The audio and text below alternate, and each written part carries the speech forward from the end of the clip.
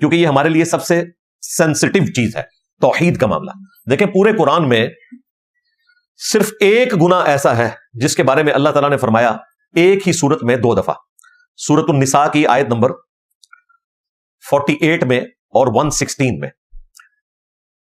اعوذ باللہ من الشیطان الرجیم، بسم اللہ الرحمن الرحیم، ان اللہ لا یغفر ان یشرک بہ، بے شک اللہ تعالیٰ اس گناہ کو کبھی معاف نہیں کرے گا کہ قیامت کے دن کوئی شخص اس حال میں اللہ کے حضور آئے کہ وہ دنیا میں شرک کرتا رہا۔ یہ اتنا لمبا جو میں نے ترجمہ کیا ہے یہ بالمفہوم کیا ہے، کیونکہ قرآن حکیم کی آیات کی روشنی میں اس کا تعلق آخرت کے ساتھ ہے، دنیا میں شرک معاف ہو جائے گا۔ وہ سورۃ الفرقان میں اللہ تعالیٰ نے فرمایا 3 بڑے گناہوں کے بارے میں، نمبر 1 شرک، نمبر 2 قتل ناحق، اور نمبر 3 بدکاری۔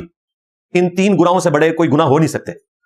حقوق اللہ کے اعتبار سے سب سے بڑا کوئی گناہ ہے تو شرک ہے، حقوق العباد کے اعتبار سے اگر کوئی سب سے بڑا گناہ ہے تو وہ قتل ناحق ہے، اور اس کے بعد بدکاری۔ اس کے باوجود اللہ تعالیٰ نے فرمایا کہ اگر کوئی شخص ان 3 گناہوں سے بھی دنیا کی زندگی میں توبہ کر لے تو نہ صرف ہم اسے معاف کر دیں گے بلکہ اس کے گناہوں کو بھی نیکیوں سے بدل دیں گے۔ اللہ اکبر کبیرہ والحمد للہ کثیرا وسبحان اللہ بکرۃ واصیلا، آمین۔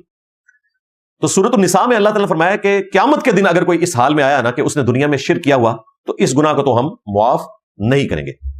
وَيَغْفِرُ مَا دُونَ ذَلِكَ لِمَن يَشَاءُ، اور شرک کے علاوہ جتنے گناہ ہیں وہ معاف کر دیں گے، لیکن وہ بھی اوپن لائسنس نہیں، جس کے لیے چاہیں گے، چاہیں تو وہ بھی نہ معاف کریں۔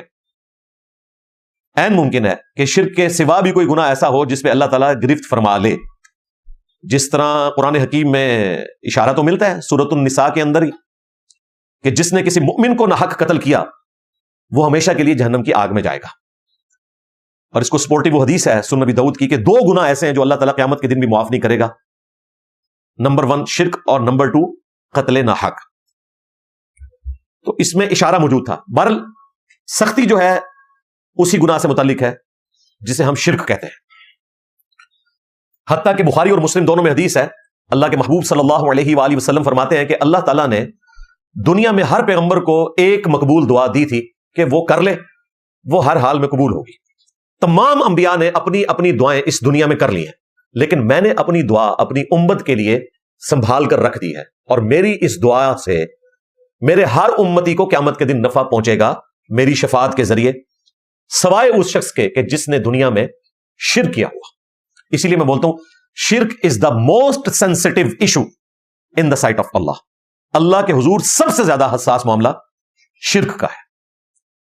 پھر وہ جو حدیث شفاعت ہے صحیح بخاری اور صحیح مسلم دونوں میں، اس کے اینڈ پہ الفاظ ہے کہ جب میں آخری دفعہ جہنم میں اپنے امتیوں کو نکالنے کے لیے جاؤں گا اللہ تعالیٰ کے اذن سے شفاعت کے ذریعے، تو داروغہ جہنم جو ہے سیدنا مالک علیہ السلام وہ عرض کریں گے کہ اے اللہ کے محبوب صلی اللہ علیہ وآلہ وسلم، اب آپ کا کوئی امتی بھی دوزخ میں نہیں ہے سوائے اس کے کہ جس نے شرک کیا ہے، بلکہ اپروپریٹ الفاظ جو احادیث میں آئے، سوائے اس کے کہ جسے قرآن نے جنت میں جانے سے روک لیا ہے، اس کے لیے اب آپ کی شفاعت بھی کارگر نہیں ہوگی۔ قرآن نے کس کو روک لیا ہے؟ جو شرک کرنے والا ہے۔ انہ من یشرک باللہ فقد حرم اللہ علیہ الجنہ ومأواہ النار وما للظالمین من انصار، بے شک جو کوئی اللہ کے ساتھ شرک کرے اللہ تعالیٰ نے اس پہ جنت حرام کر دی ہے، اور اس کا ٹھکانہ ہے جہنم کی آگ، جہاں اس کا کوئی مددگار نہیں ہوگا، حتیٰ کہ اللہ کے محبوب صلی اللہ علیہ وآلہ وسلم بھی اس کے مددگار وہاں پر نہیں ہوں گے۔ صحیح مسلم میں عبداللہ ابن مسعود رضی اللہ تعالیٰ عنہ کی موقوفاً حدیث ہے کہ شب معراج نبی علیہ السلام کو 3 تحفے دیے گئے تھے۔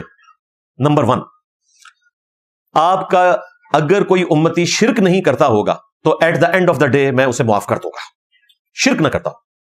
نمبر 2، 5 نمازوں کا تحفہ جو 50 سے کم ہو کر 5 ہوئی تھی۔ اور نمبر 3 سورۃ البقرہ کی آخری 2 آیات، آمن الرسول بما انزل الیہ من ربہ والمؤمنون، یہ 3 تحفے آپ علیہ السلام کو شب معراج اللہ تعالیٰ کی طرف سے ملے تھے۔